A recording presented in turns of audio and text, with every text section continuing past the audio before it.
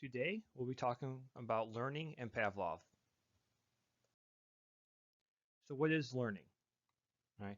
Learning is a lasting change in behavior or mental process as a result of an experience.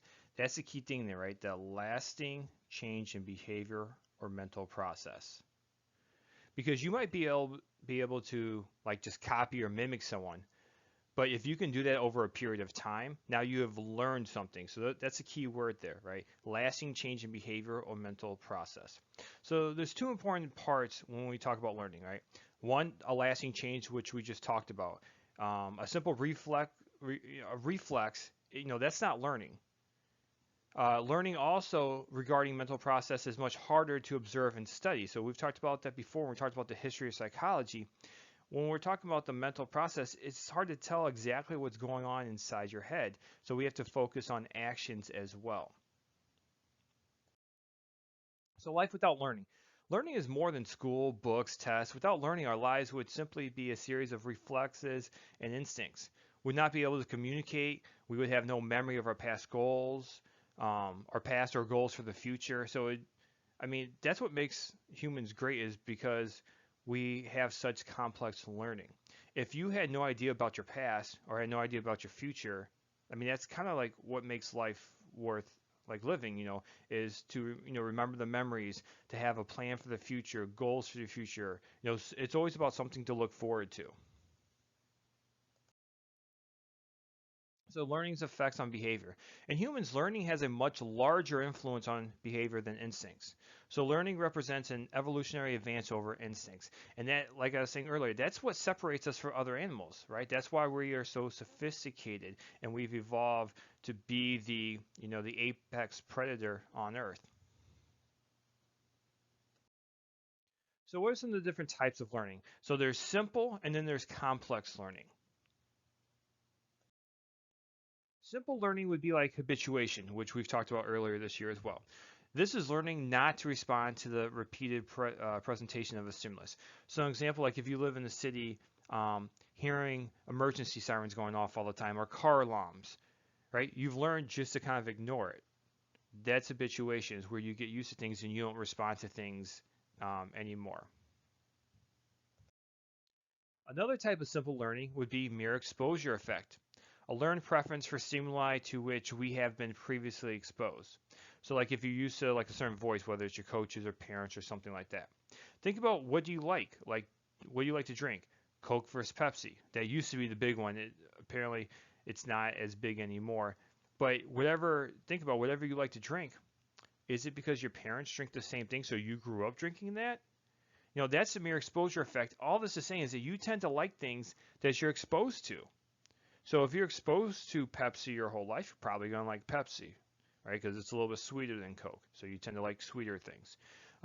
Think about the types of foods you like, whether spicy or non-spicy food or, seafood or this type, whatever it might be.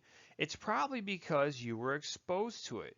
And you can go down the line with almost anything with that, with your exposure, like your certain beliefs that you have and things like that, like politically, religiously, anything. It's all about exposure, right? So we've learned these things through our mere exposure effect.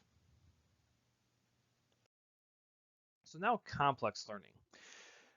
Behavioral learning is forms of learning such as classical and operant conditioning, which can be described in terms of stimuli and responses, and that's what the rest of the notes today will be focused mainly on classical conditioning, and then we'll focus on operant conditioning as well. That's behavioral learning. Behaviorism, remember, that's that school of thought, one of the perspectives, approaches of psychology.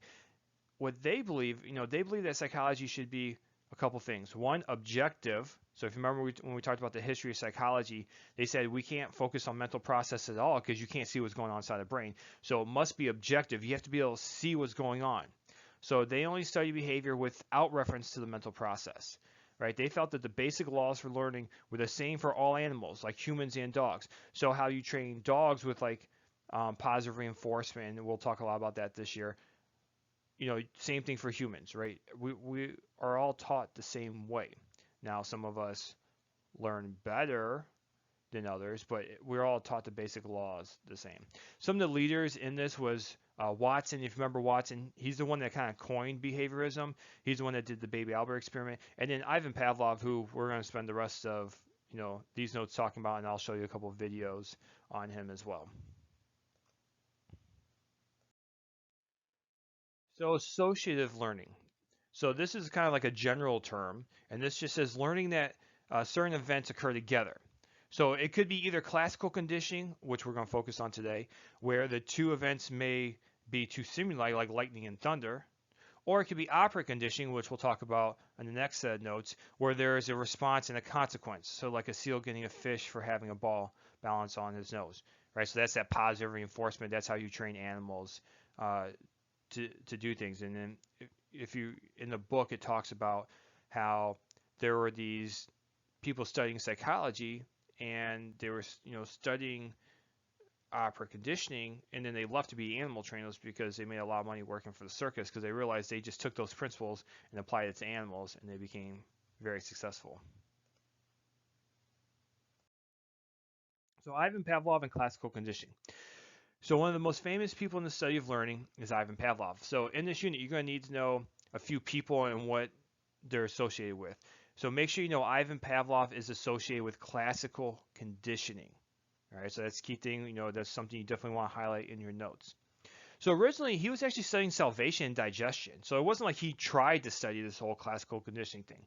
Pavlov stumbled upon classical conditioning while he was experimenting on his dog. And like I'll show you the video on it, but pretty much he's studying salvation, and he realized when he rings the bell, and that will be the example I give throughout the thing. All of a sudden, before he even gave the dog the food, the dog started to salivate. So he realized that the bell was associated with the food, and that's how he stumbled upon classical conditioning. So what is classical conditioning? The official definition is a form of learning in which a previously neutral stimulus, so neutral stimulus is a stimuli without reflective provoking powers, acquires the power to elicit the same innate reflex producing another stimulus. It involves a respondent behavior, that is, actions that are automatic responses to a stimulus. All right, so that's just a picture of Pavlov, and I will post a couple of videos with this. So Pavlov's findings, right? Pavlov discovered that a neutral stimulus, when paired with a natural reflective producing stimulus, will begin to produce a learned response, even when it is presented by itself. So what is a neutral stimulus? It's any stimulus that produces no conditioned response prior to learning. So it's just something you hear, like if you just hear a random bell, you're not going to move because it means nothing to you. All right, that's a neutral stimulus. And we're going to go over each part, the definition, and an example with it. And the example I'll give you is with Pavlov's experiment. As we go on, I'll give you a bunch of sample problems. This is the one unit where a lot of psychology is memorization. This is, you actually have to apply things to it. So this is one where we really have to focus on, and we'll do like sample problems like you would maybe in like a math class or something like that. Now it's not going to be math problems, but it's going to be like problems that you have to solve. So here's the overall experiment that he did, and I'll break down each part.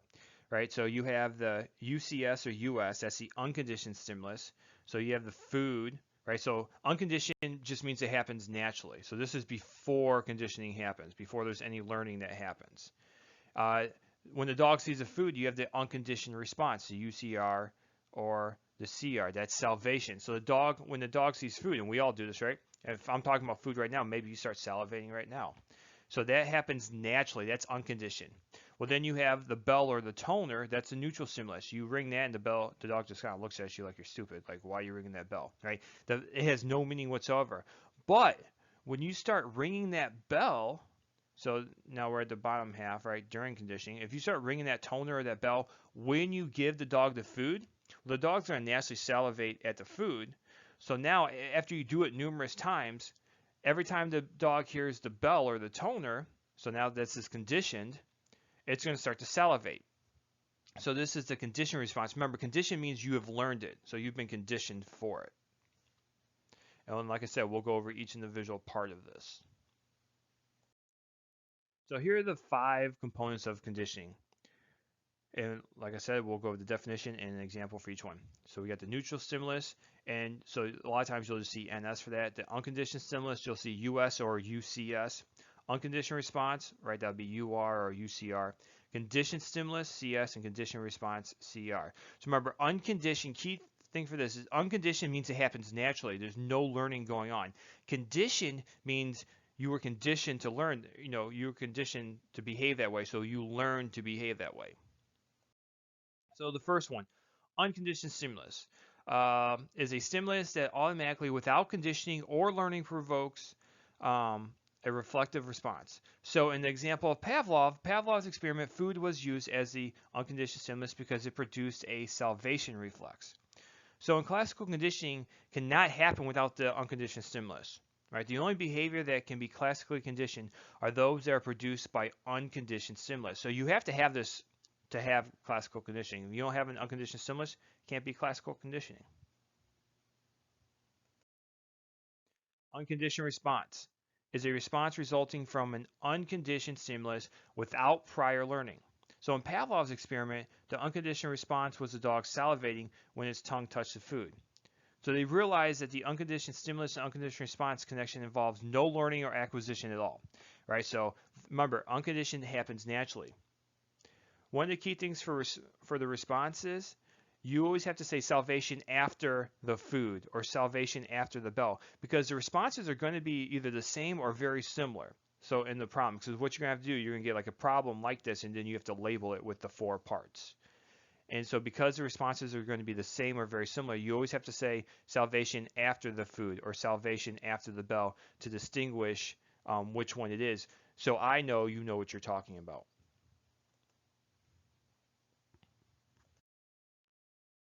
So how does it get from unconditioned to conditioned, right? So during acquisition, a neutral stimulus is paired with the unconditioned stimulus. So after several trials, the neutral stimulus will gradually begin to elicit the same response as the unconditioned stimulus. So here's the definition of acquisition. Right, obviously, most vocab words are always bolded or underlined. It's the learning stage during which a conditioned response comes to be elicited by the conditioned stimulus. Right, so after you pair the toner or the bell with the food numerous times, now acquisition has occurred, right? That bell has acquired the same response as the food. And usually it takes several times for this to happen. Conditioned stimulus.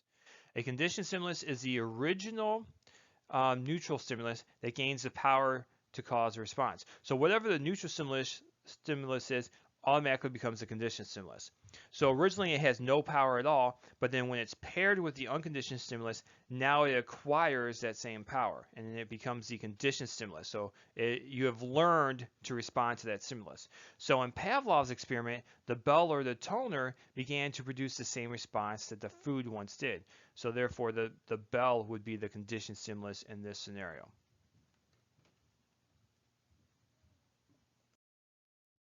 Conditioned response.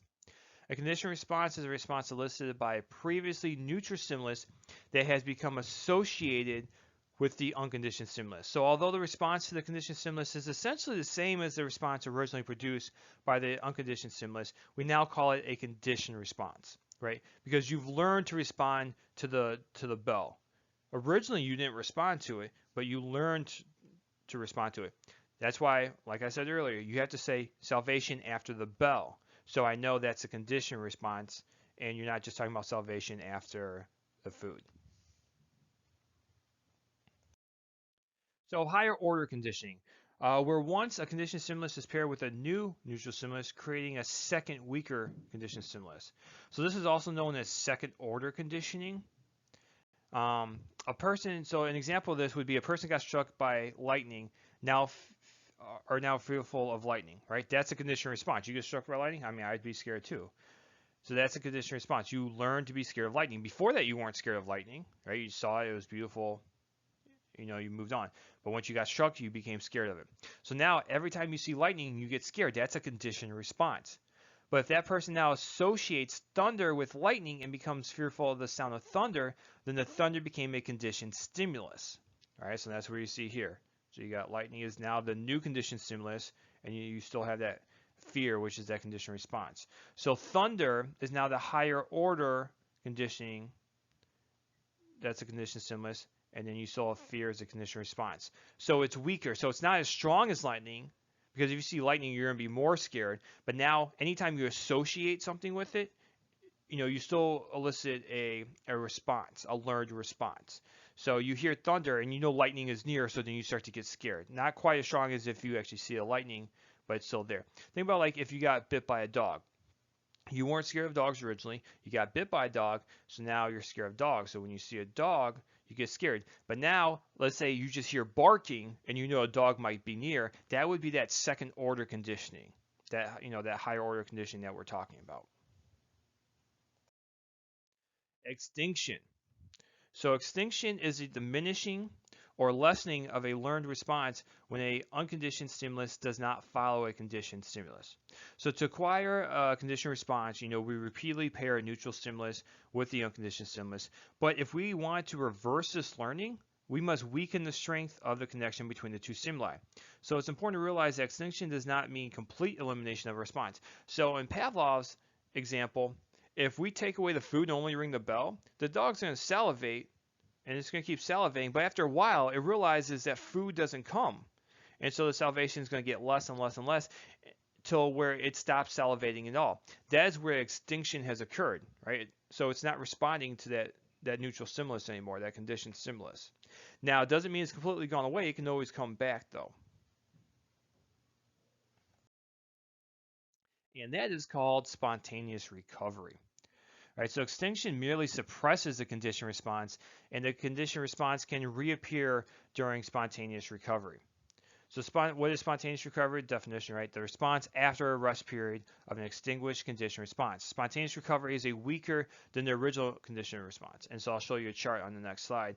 But so it comes back. So it comes back faster than if you were just learning it from the very start, but not quite as strong as the peak learning.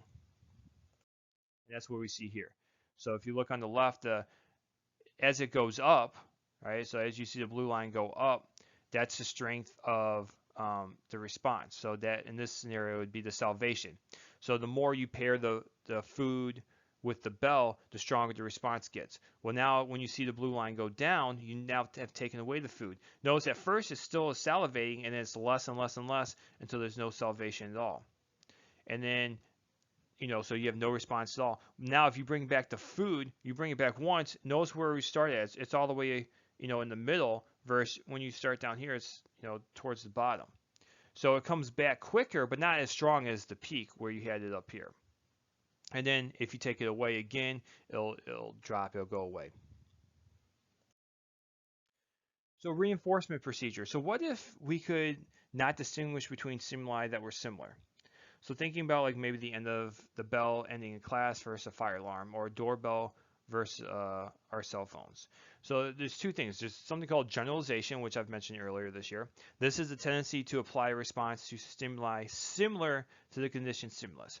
So this is where a stimulus goes off that's similar to what you've learned, but not the exact same thing. So let's say you think you hear the doorbell, but really that's just your ringtone, right? But you go to answer the doorbell, right? So you generalize, you got the stimulus confused. So if you remember when we talked about the baby Albert experiment, when at first, the baby Albert was not scared of anything, but when it paired it with the loud noise, it became scared of not only the rat, but then anything it reminded it of the rat, like a stuffed animal, a mask, anything like that. That's generalization, right? Where you get two different stimuli confused. Now, discrimination is the ability to distinguish between two similar signals. So this is where you can tell a difference. Oh, that's just a TV. That's not the doorbell going off. When you can realize that they're similar but they're different, now that is discrimination.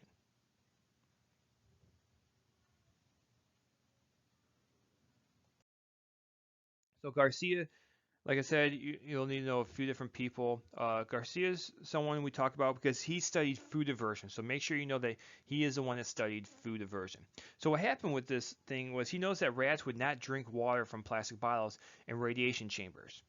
So the plastic tasting water, that was the conditioned stimulus, was linked to the sickness, which was the unconditioned response. So rats had an aversion to taste, but not to sights or sounds. Right? So the sights and sounds weren't affecting it, but it did have an aversion to taste. Right? This went against previous held ideas that any perceivable stimulus could serve as a conditioned stimulus. So we thought like we could kind of use anything for conditioned stimulus, but obviously a lot of things work better than others, and you'll see that in some videos I post. I'll post this one Big Bang theory video, and you'll see Sheldon kind of learns this. But so food aversion, I'm sure you guys have had this before. You eat something, you get sick, and then you don't want it anymore, right? So that's what Garcia was studying. And then the last slide's just a couple cartoons. This one just says, watch what I can make Pavlov do. As soon as I drool, he'll smile and write in his little book. All right, so it's the dog training Pavlov. And then the last one is, unbeknownst to most students of psychology, Pavlov's first experiment was to ring a bell and cause his dog to attack Freud's cat.